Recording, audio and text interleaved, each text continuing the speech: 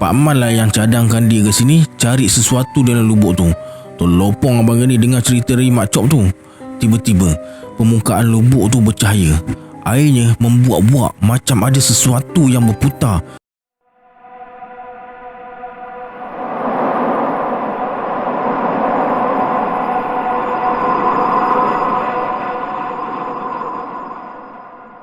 A'udzubillahi minasyaitonirrajim. Bismillahirrahmanirrahim.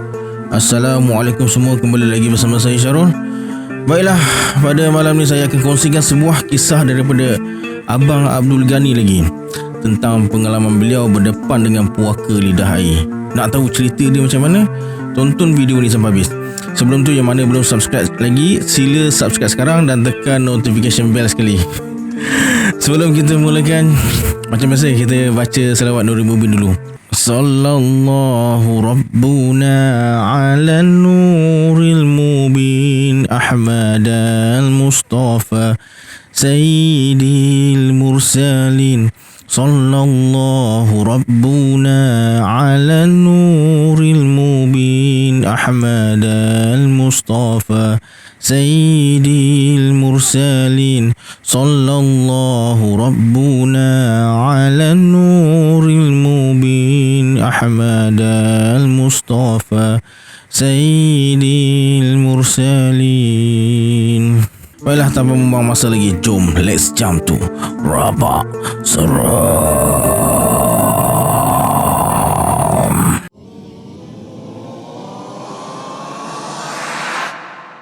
Ada satu hari tu, dalam pukul 10 pagi, masa Abang Ghani tengah duduk santai dekat ruang tamu sambil main gitar, kawan dia Pozi baring atas lantai sambil baca majalah URTV. Datang seorang lagi kawan Abang Ghani, Mak Cop, dengan motor sedia air merah dia. Motor tu dah agak buruk. Lepas sandarkan motor pada pokok rambutan, Mak Cop naik ke rumah. Belum sempat dipelawa, dia dah capai jak kopi sejuk dan tuang dalam gelas bekas Pozi minum tadi. Kemudian dia capai sekodok dalam piring tu. Sekodok bila ni? Jak semacam je katanya. Nak makan-makan je lah, banyak komplain pula kata Pozi. Lepas makan, Mak Cop capai rokok dan tembakau siam cap singa Pozi punya. Sambil isap rokok tu, Mak Cop bersuara, "Jom pergi bikin lah. Cantik juga tu. Tapi dekat mana? Carut rumah papan. Cantik tempat tu. Ada lubuk tengas. Udang galah pun ada."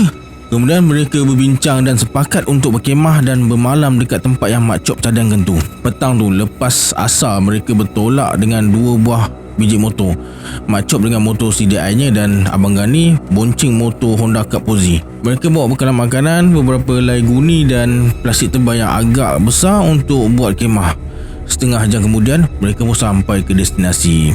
Mereka sorokkan motor dalam semak yang agak jauh daripada jalan besar, kemudian redah kebun getah dan belukar, menuruni cerun yang agak tinggi hingga sampai ke sungai.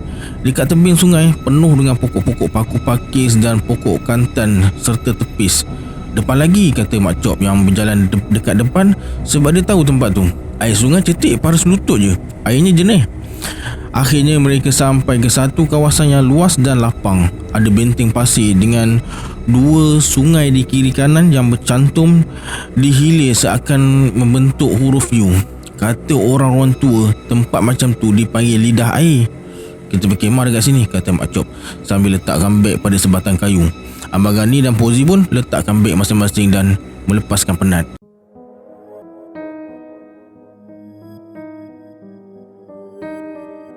Matahari kian condong ke barat. Dalam pukul 5.30 petang, hutan dah makin gelap. Mereka cepat-cepat buat kemah dari kayu-kayu hutan dan 3 pangkin dibuat dari guni gula macam pangkin dalam kemah askar tu. Lepas dah siap buat kemah, Abang Ghani ditugaskan untuk masak. Pozi pula pergi cari kayu api. Pozi pergi cari pucuk paku. Mak Cop pula tukar seluar pendek dan mengharung sungai, menghampiri lubuk yang airnya berpusar dekat sebatang pokok kasai. Tiba-tiba terdengar suara orang bercakap dan ketawa. Mereka tercengang dan pandang ke arah datangnya suara tu. Mereka nampak tak jauh dari tempat mereka berkemah tu, muncul 3 orang dari semak dan melintas sungai. Seorang perempuan tua junjung bakul, seorang perempuan muda pakai kain batik dengan baju kebaya hijau. Dekat belakang sekali, seorang budak lelaki lingkungan dalam umur 10 tahun jinjing ranting kayu yang ada beberapa ekor ikan sungai. Mereka bertiga terus melintas sungai tanpa pandang ke arah Abang Gani, Fauzi dan Mak Chop. Seolah-olah tak nampak mereka dekat situ. Sampai dekat seberang sungai, mereka bertiga terus hilang di sebalik semak. Abang Gani, Fauzi dengan Mak Chop berpandangan sesama sendiri. Masing-masing terlopong dan hairan sebab setahu mereka tak ada perkampungan dekat situ. Siapa mereka ni? Mungkin orang-orang Patani yang menoreh getah dekat situ dan buat pondok-pondok penempatan sementara. Mereka pun teruskan aktiviti masing-masing. Fauzi redah semak dekat tebing sungai dan cari ulam. Abang Gani buka tin sardin untuk dimasak. Mak Chop terus menuju ke lubuk tadi dan terus menyelam. Abang Gani perhati je Mak Chop. Tapi bila dah agak lama Mak Chop menyelam, Abang Gani mula risau. Risau kalau terjadi apa-apa. Takut dia tersangkut pada teras-teras kayu kat dalam lubuk tu. Mana tahu kan. Sebaik saja Abang Gani bangun nak pergi tengok, Mak Chop muncul sambil tersengih. Dia pegang sebilah pedang siap dengan sarung kayu warna hitam. Ada pun katanya. Abang Gani pandang dengan kehairanan. Dari mana datangnya pedang tu? Mak Chop macam dah tahu ada pedang lama dalam lubuk tu. Mata Mak Chop merah menyala dan wajahnya nampak lain dari biasa. Mak Chop datang dekat dan bagi pedang tu pada Abang Gani. Dalam teragak-agak Abang Gani ambil pedang tu. Panas pedang tu, padahal pedang tu baru keluar daripada dalam air. Abang Gani baca ayat kursi sebagai peninding. Menurut orang tua dekat kampung tu, kawasan tu dulu tempat orang buang saka. Perlahan-lahan Abang Gani tarik mata pedang tu dari sarungnya. Bulu roma tiba-tiba terus meremang. Hari dah semakin gelap. Unggas hutan mula berlagu. Suara riang rimba yang nyaring memecah keheningan hutan tu. Mata pedang tu sebesar 2 jari, dibuat dari tembaga. Ada sikit kesan karat dan macam kesan darah kering pada mata pedang tu. Abang Gani dan Mak Chop renung mata pedang. Ada 2 gambar naga yang bertentangan arah, macam sedang berlaga. Pedang Jepun ni, kata Mak Chop. Abang Gani hanya mengangguk. Fauzi yang tengah cari pucuk paku dekat seberang sungai terus menuju ke kemah. Malam tu, lepas makan malam, mereka duduk dekat luar kemah dekat unggun api. Suhu malam tu memang sejuk. Sesekali Fauzi ke sungai perhatikan jerat yang dipasang yang tadi. Kalau ada tersangkut ikan baung ke atau ikan lampam. Abang Gani pula belik-belik pedang tu lagi. Malam tu bulan penuh, tapi disebabkan dalam hutan, cahaya bulan tak begitu ketara, terlindung oleh pokok-pokok besar dekat kiri kanan sungai. Kemudian Fauzi masak air dalam bilik kecil untuk buat kopi O. Mak Chop duduk dekat muka kemah sambil balut rokok daun. Abang Gani bersuara, "Chop, kau macam dah tahu ada benda dalam lubuk tu. Macam mana kau tahu?" "Sebenarnya aku mimpi beberapa malam lepas. Aku nampak 2 orang lelaki bergaduh tepi tebing sungai dekat pokok kasai tu." Menurut Mak Chop, dalam mimpi tu dia nampak jelas dan cam tempat tu. Salah seorang lelaki tu berpakaian macam askar Jepun. Dia pegang pedang dan libas ke arah seorang lelaki tua.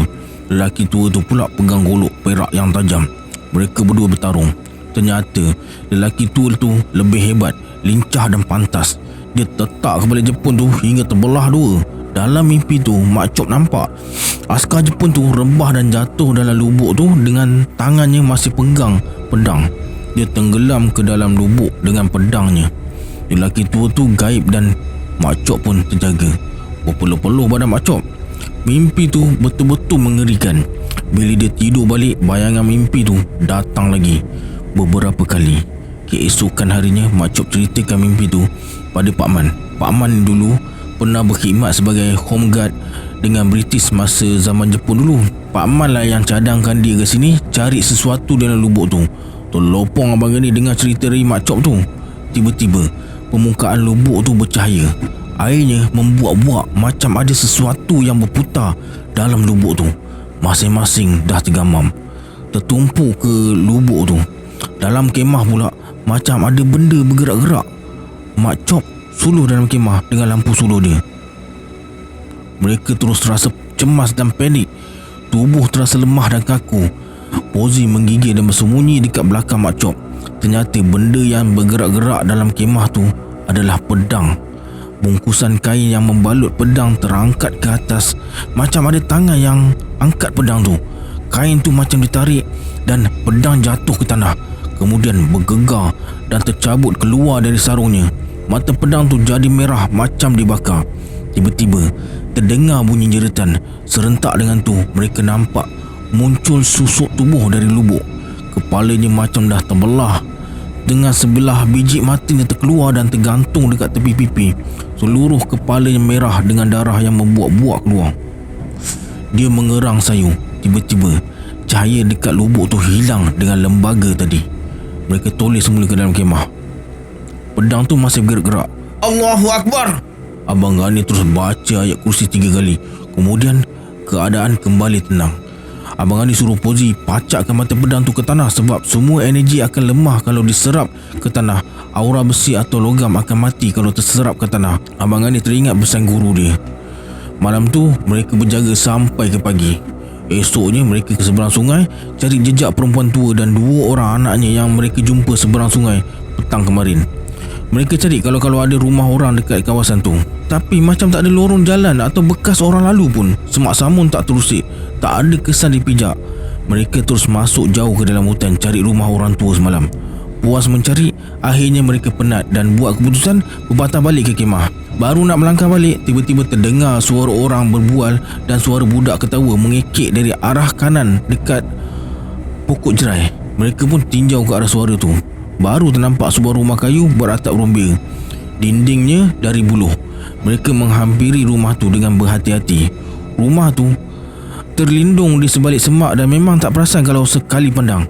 Sampai dekat kaki tangga, Abang Gani bagi salam. Serentak dengan tu suara orang bercakap dan ketawa dari dalam rumah terus berhenti. Salam tak dijawab, tapi pintu rumah terbuka perlahan-lahan. Muncul seorang budak lelaki bersulap pendek tak berbaju. Dia kelihatan sangat kurus dengan kepala dan mata yang agak besar. Budak tu bersuara, "Tok dengan Wan tak ada dekat rumah," katanya dengan suara yang garau. Abang Gani tergamam sebab suara budak tu tak sepadan dengan umur dia. "Atuk ke mana?" tanya Mak Cop. "Atuk dengan Wan ke Bukit Humah. Nanti maghrib baru balik. Kalau nak jumpa Tok, datanglah malam nanti." "Tak apalah, nanti malam pakcik datang, beritahu Atuk ya." Budak tu mengangguk dan terus tutup pintu. Abang Gani tergerak nak tanya siapa lagi ada dalam rumah, sebab tadi dia dengar suara orang berbual. Mesti lebih dari seorang. Mungkin perempuan muda yang berjalan dekat belakang perempuan tua semalam. Tapi tak sempat nak tanya, budak tu dah tutup pintu. Mereka pun patah balik kemah, tunggu malam nanti nak pergi ke rumah tu semula.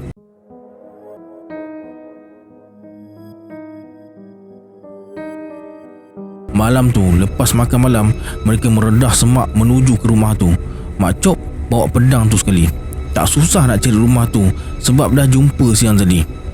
Dengan lampu suluh seorang satu, mereka bergerak dengan berhati-hati. Dari jauh dah kelihatan cahaya lampu minyak tanah dari celah-celah dinding buluh rumah tu. Sampai di kaki tangga rumah, Abang Gani bagi salam. Kali ni salam dijawab. Pintu dibuka. Muncul seorang lelaki tua, kurus sampai nampak tulang bahunya, pakai kain pelikat lusuh dan tak berbaju di muka pintu. Mak Cop kelihatan tergamam tengok orang tua tu. "Oh, sila naik," pelawa orang tua tu dengan senyuman. "Maaflah pondok pakcik buruk," katanya. Mereka pun naik, tapi Mak Cop kelihatan masih terkejut. Abang Gani cuit, "Mak Cop ajak naik. Pozi dah naik dah." "Tadi kami datang, tapi pakcik tak ada," kata Pozi sambil bersalam dengan orang tua tu. "Ya, ada, Ami bagi tahu. Tadi pakcik dengan makcik ke Bukit Umar," katanya. Kemudian Abang Gani pun bersalam. Tapi masa Abang Gani sentuh tangan orang tua tu, dia rasa sejuk. Tangan dia macam baru pegang air batu. Mak Cop pun ikut bersalam, tapi dia macam terpukau tengok muka orang tua tu. Mak Cop asyik renung je wajah pakcik tu. Abang Gani perhati sekitar dan rumah tu. Tak banyak barang yang ada, cuma sebuah almari kayu dan sebuah meja kecil yang dibuat dari buluh. Rumah tu ada 2 bilik yang sederhana besar dan bahagian dapur yang lebih rendah dari ibu rumah. Beberapa helai baju dan seluar tergantung dekat tingkap. Dari dapur terbau masakan dan terdengar macam orang tumbuk sambal dalam lesung batu. Budak lelaki cucunya tu duduk dekat tingkap sambil meraut bilah buluh, mungkin untuk buat luka atau sarang burung. Pakcik tu sangat mesra dan ramah. Menurut pakcik tu, mereka tinggal berempat je. Dia dan isteri, anak perempuan mereka Milah dan cucu lelaki. Dulu mereka tinggal dekat kampung luar sana. Bila tentera Jepun serang Malaya ikut Siam, mereka bunuh dan mengganggu penduduk kampung. Ramai yang lari tinggal dalam hutan, termasuklah keluarga pakcik tu. Abang Gani pandang Mak Cop. Pozi kelihatan khusyuk dengar cerita pakcik tu. Abang Ani rasa pelik. Kalau mereka lari tinggal dalam hutan ni masa serangan Jepun dulu, maknanya dah lebih 40 tahun ketika itulah. Mungkin pakcik tu dan isterinya lari masa mereka umur 40-an, sebab mereka dah kelihatan macam umur dalam lingkungan 80-an. Anak perempuannya mungkin masih kecil lagi waktu tu, tapi cucunya tu takkan sampai sekarang umurnya baru 10 tahun. Kalau budak tu dilahirkan dekat sini, siapa dan ke mana ayahnya? Abang Ani rasa nak tanya tapi dia pendam je. Rasa tak beradab pula kalau dia tanya kan. Tak lama kemudian, isteri dan anak perempuannya bawa hidangan. Nasi panas dengan sayur lemak siput pahit yang dicampur dengan keledek, ikan bakar, sambal belacan dan ulat-ulam. Rezeki dah sampai. Mari kita makan. Ni saja yang ada. Sila-sila, lalu pakcik tu. Amin cucunya datang dan duduk bersila dengan mereka semua. Mulanya mereka malu-malu, tapi bau masakan tu sungguh menyelerakan. Silalah, pelawa isterinya. Anak perempuannya senyum je. Makcik dan kakak tak makan sama? Tanya Abang Ani. Kami makan dekat dapur je. Abang Ani terpengun dengan kecantikan Mila. Kulitnya putih gebu dengan wajah bujur sirih. Alis matanya lentik dengan kening yang macam dilukis. Memang sedap masakan tu. Mereka makan dengan penuh selera. Walaupun sebelum datang tadi mereka dah makan nasi dengan sardin. Lepas makan, mereka berbual lagi.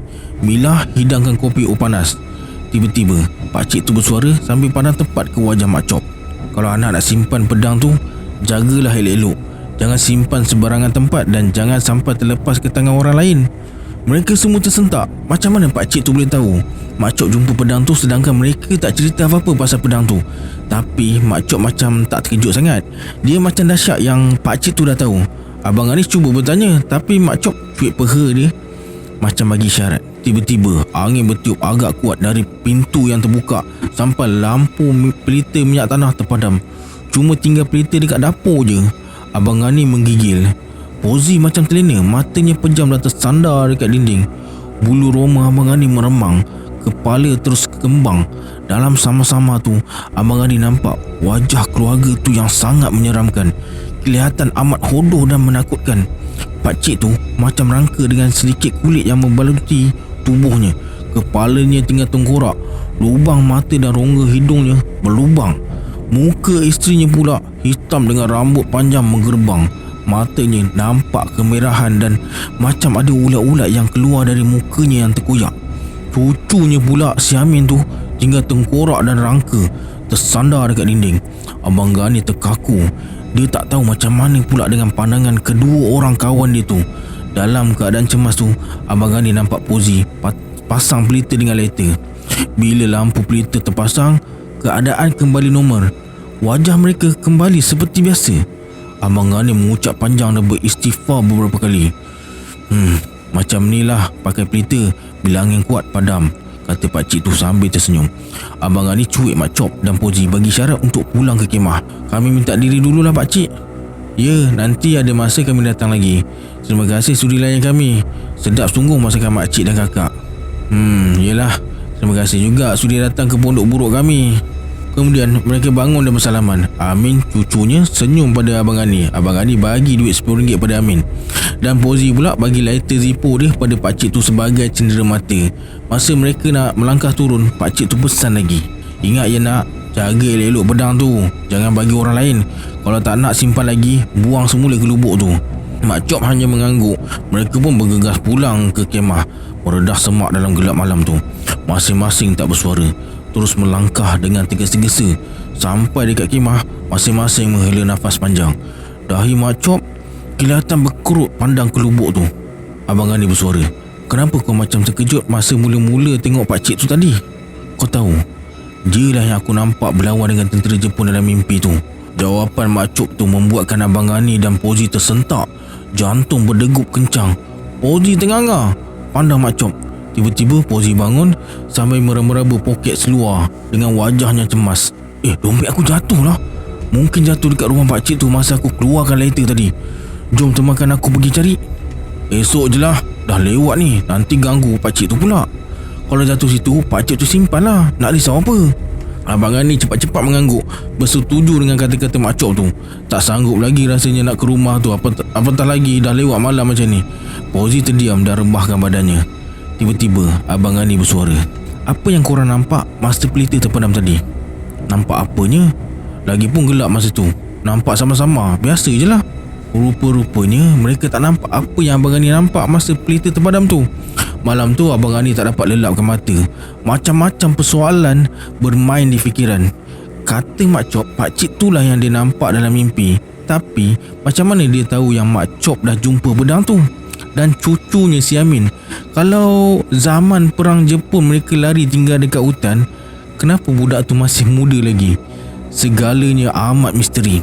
Esoknya, lepas minum kopi, nak tak nak mereka terpaksa juga ke rumah tu lagi nak cari dompet Pozi. Bila sampai dekat kawasan tu, tak ada sebuah rumah pun dekat situ. Mereka cam betul tempat tu sebab dah 2 kali pergi, tapi sebuah rumah pun tak ada. Kawasan tu hanya kawasan lapang dengan pokok-pokok kecil je. Dengan kehairanan, mereka pun berlegar dekat kawasan tu. Abang Ani perasan ada beberapa batu yang dipacak selari dengan jarak beberapa kaki. Ada beberapa tempat yang dipacak 2 batu pada satu tempat. Mereka berpandangan. Ini kubur lama. Terpacul kata-kata dari mulut Mak Chop membuatkan mereka menggigil. Itu, Poji tunjuk ke satu kubur. Ada sehelai duit kertas RM10 dan lighter Zippo terletak di tengah antara 2 batu nisan. Jom belah cepat, kata Abang Ani dan terus melangkah. Pozi ambil duit dan Zippo dan terus kejar Abang Ani dan Mak Chop yang dah jauh ke depan. Sampai kemah, mereka kelang kabut kemas barang untuk pulang. Rupanya semalam kita pergi ke dimensi gaib, kata Abang Ani dengan nada yang gementar. Mak Chop dan Pozi tak menjawab. Masing-masing kemas barang dan nak cepat pulang. Sampai dekat rumah, mereka masih tak mampu nak bersuara. Abang Ani rasa badan dia dah panas. Mak Chop dan Pozi nampak sangat lesu. Dalam separuh mengah tu, akhirnya Pozi bersuara. Entah apa yang kita makan dekat rumah misteri tu semalam. Mereka saling berpandangan. Mak Chop macam nak termuntah. Lepas beberapa hari kejadian tu, Abang Ani ceritakan pada seorang orang tua dekat kampung dia. Dia senyum dan geleng kepala mendengarnya. Lain kali ingat, jangan sesekali berkemah atau tidur dekat lidah air tu. Sampai sekarang rasanya Mak Chop masih simpan pedang tu. Katanya setiap kali dia cuba tarik keluar mata pedang tu, tangannya terasa kebas dan bulu romanya meremang. Pernah ada orang filem datang dari Kuala Lumpur, datang syuting dekat kampung mereka, minta nak beli pedang tu, tapi Mak Chop tak nak jual walaupun ditawarkan dengan harga ribuan ringgit. Dah lama Abang Ani tak jumpa kawan-kawan dia tu setelah dia berhijrah ke Kedah. Mungkin pedang tu Mak Chop masih simpan lagi. Wallahu a'lam. Okey, itu dia kisah daripada Abang Abdul Ghani. Kalau anda ada kisah seram yang nak dikongsikan, boleh email ke alamat email di bawah atau join grup Telegram saya. Jangan lupa like dan share video ni. Kita berjumpa lagi di video akan datang. Saya Syarul. Assalamualaikum. Adios. Air sungai cetek paras lutut je. Air ni jenis air sungai tapi macam tak ada lorong. Abang Ani perasan Okey, itu dia kisah daripada Abang Abdul Ghani. Kalau anda ada kisah yang seram yang nak dikongsikan, boleh emailkan ke alamat di bawah.